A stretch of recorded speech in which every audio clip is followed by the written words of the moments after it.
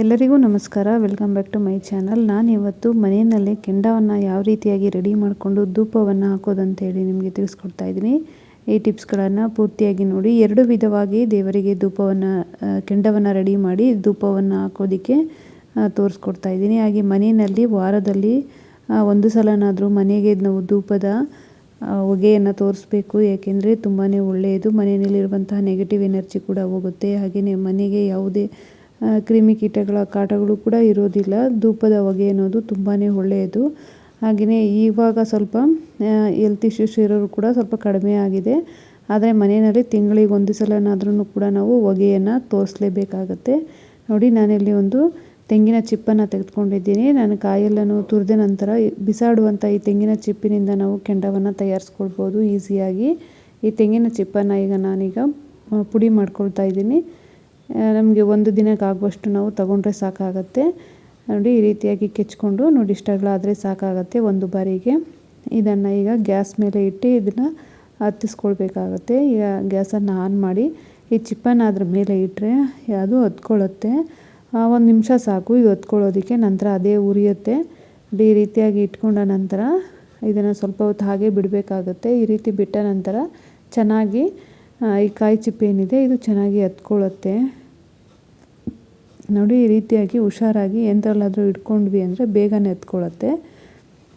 ಏನೂ ತೊಂದರೆ ಇಲ್ಲ, ಬೇಗನೆ ಆಗುತ್ತೆ. ಈ ರೀತಿ ನಾವು ಹತ್ತಿಸ್ಕೊಂಡ ನಂತರ ನಾವು ಗ್ಯಾಸನ್ನು ಆಫ್ ಮಾಡ್ಕೊಂಡ್ವಿ ಅಂದರೆ ಸಾಕು, ಅದೇನೇ ಉರಿಯುತ್ತೆ. ಹುರಿದು ಅದೇ ಕೆಂಡ ಆಗುತ್ತೆ.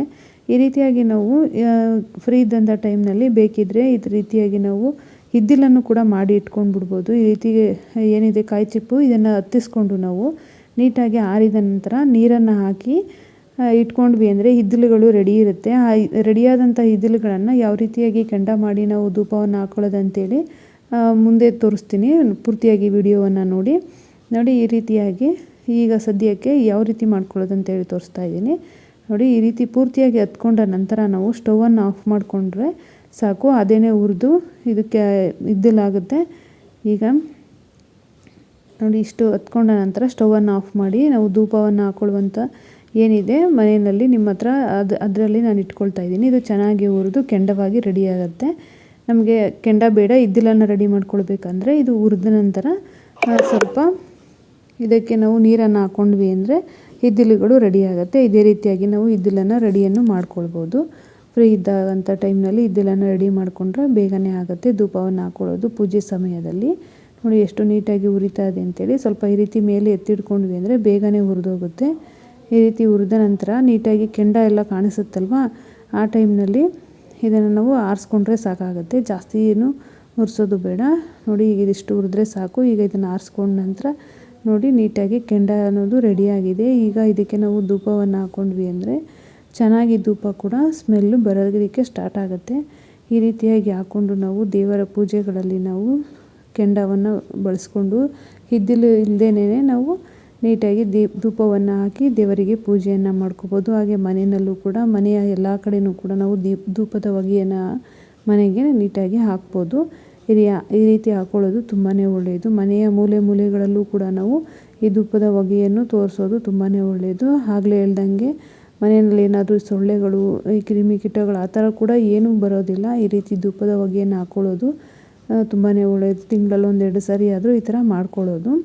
ನೋಡಿ, ಈ ರೀತಿಯಾಗಿ ಆದರೂ ಮಾಡ್ಕೊಳ್ಬೋದು. ಹಾಗೆಯೇ ಇದ್ದಿಲನ್ನು ತಯಾರಿಸ್ಕೊಂಡು ಮಾಡೋದು ಯಾವ ರೀತಿ ಅಂತೇಳಿ ತೋರಿಸ್ತಾ ಇದ್ದೀನಿ ನೋಡಿ. ಇದು ಬಂದು ಇದ್ದಿಲು.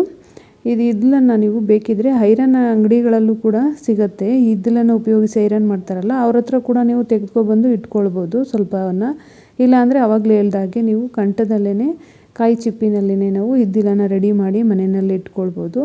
ಅಥವಾ ಹಳ್ಳಿಗಳ ಸೈಡ್ ಅಂತೂ ಇದ್ದಿಲುಗಳು ಸ್ನಾನ ಮಾಡೋ ಒಲೆಗಳಲ್ಲಿ ಅಥವಾ ಅಡುಗೆ ಮಾಡೋ ಒಲೆಗಳಲ್ಲಂತೂ ಇದ್ದಿಲು ಸಿಗ್ತಾ ಇರುತ್ತಲ್ವ, ಅಲ್ಲಿಂದಾದರೂ ತೆಗೆದುಕೊಬಂದು ಇಟ್ಕೋಬೋದು. ಹಾಗೆ ಇದನ್ನು ನೋಡಿ, ನಾನಿಲ್ಲಿ ಒಂದು ಸ್ಟೀಲ್ ಬೌಲನ್ನು ತೆಗೆದುಕೊಂಡು ಇದಕ್ಕೆ ಮೊಳೆಯಿಂದ ಈ ರೀತಿಯಾಗಿ ಒಡೆದಾಗ ಈ ರೀತಿ ಹೋಲ್ಗಳಾಗುತ್ತೆ. ಮೊಳೆಯಲ್ಲಿ ಈ ರೀತಿ ಹೋಲ್ ಮಾಡಿ ಇಟ್ಕೊಬಿಟ್ಟಿದ್ದೀನಿ ಧೂಪ ರೆಡಿ ಮಾಡೋದಕ್ಕೆ ಅಂತಲೇ ಹೇಳಿ.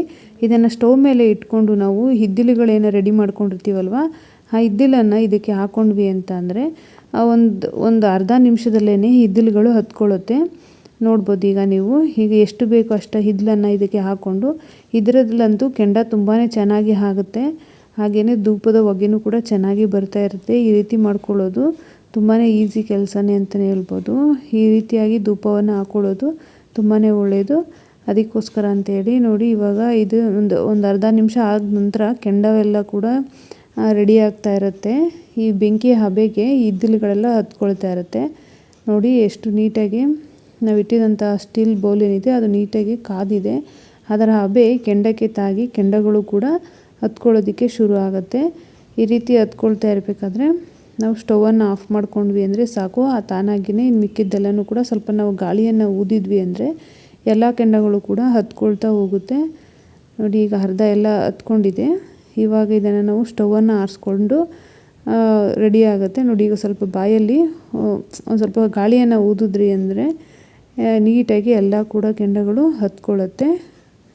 ನೋಡಿ, ಈ ರೀತಿಯಾಗಿ ಊದುತ್ತಾ ಇದ್ದರೆ ನೀಟಾಗಿ ಹತ್ಕೊಳ್ಳುತ್ತೆ.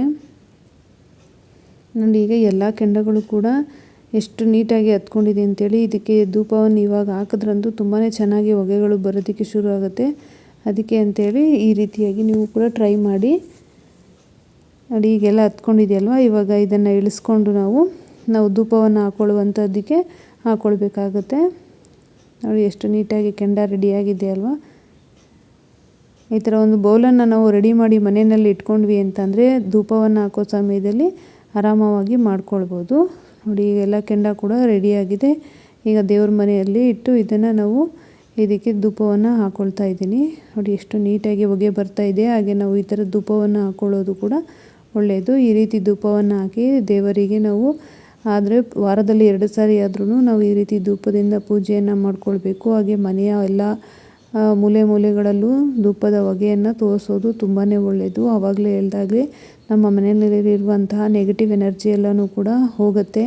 ಆವಾಗಿನ ಕಾಲದಲ್ಲೆಲ್ಲ ತುಂಬಾ ಈ ಧೂಪದ ಹೊಗೆಯನ್ನು ಯೂಸ್ ಮಾಡ್ತಾಯಿದ್ರು. ಬಾಣಂತಿಯರಿಗೂ ಕೂಡ ಇದನ್ನು ಯೂಸ್ ಮಾಡ್ತಾಯಿದ್ರು. ಈಗಿನ ಕಾಲದಲ್ಲೇ ಸ್ವಲ್ಪ ಈ ರೀತಿ ಧೂಪದ ಹೊಗೆಯನ್ನೆಲ್ಲನೂ ಕೂಡ ತೆಗೆದುಕೊಂಡ್ರೆ ಬ್ರೀತಿಂಗ್ ಪ್ರಾಬ್ಲಮ್ ಎಲ್ಲ ಆಗುತ್ತೆ ಅಂತೇಳಿ ಕಡಿಮೆ ಮಾಡಿಬಿಟ್ಟಿದ್ದಾರೆ. ಅದಕ್ಕೋಸ್ಕರ ಸ್ವಲ್ಪ ಆದಷ್ಟು ತಿಂಗಳಲ್ಲಿ 1 ಸಾರಿ ಏನಾದರೂ ಧೂಪದ ಹೊಗೆಯನ್ನು ಹಾಕೋದು ಮನೆಯಲ್ಲಿ ತುಂಬಾ ಒಳ್ಳೆಯದು. ನೋಡಿ, ಎಷ್ಟು ನೀಟಾಗಿ ಹೊಗೆ ಬರ್ತಾ ಇದೆ ಅಲ್ವಾ. ಇದೇ ರೀತಿಯಾಗಿ ದೇವರಿಗೆ ಪೂಜೆ ಆದ ನಂತರ ಮನೆಯಲ್ಲಿ ಸ್ವಲ್ಪ ಹೊತ್ತು ಈ ರೀತಿ ಹಾಲ್ನಲ್ಲಿ ಇಟ್ಬಿಟ್ರೆ ಅದರ ಹೊಗೆ ಮನೆ ತುಂಬ ಎಲ್ಲ ಹರಡತ್ತೆ. ಒಂದು ದಿನ ಈ ರೀತಿ ಧೂಪವನ್ನು ಹಾಕಿ ನೋಡಿ, ಮನೆಯಲ್ಲಿ ಏನೋ ಒಂಥರ ನೆಮ್ಮದಿಯಾಗಿರುತ್ತೆ. ಮನೆಯ ವಾತಾವರಣ ಕೂಡ ತುಂಬ ಚೆನ್ನಾಗಿ ಇರುತ್ತೆ. ಮನೆ ತುಂಬ ಈ ರೀತಿಯ ಧೂಪದ ಹೊಗೆಯನ್ನು ತಗೊಳ್ತಾ ಇದ್ದರೆ ತುಂಬಾ ಖುಷಿ ಅನಿಸುತ್ತೆ ನಮಗಂತೂ. ಈ ರೀತಿಯಾಗಿ ನೀವು ಕೂಡ ಟ್ರೈ ಮಾಡಿ. ಹಾಗೆ ಈ ವಿಡಿಯೋ ನಿಮಗೇನಾದರೂ ಇಷ್ಟ ಆಗಿದ್ದರೆ ದಯವಿಟ್ಟು ಒಂದು ಲೈಕ್ ಮಾಡೋದನ್ನು ಮರಿಬೇಡಿ. ಹಾಗೆ ನನ್ನ ಚಾನಲನ್ನು ಸಬ್ಸ್ಕ್ರೈಬ್ ಮಾಡ್ಕೊಂಡು ನೋಡಿ.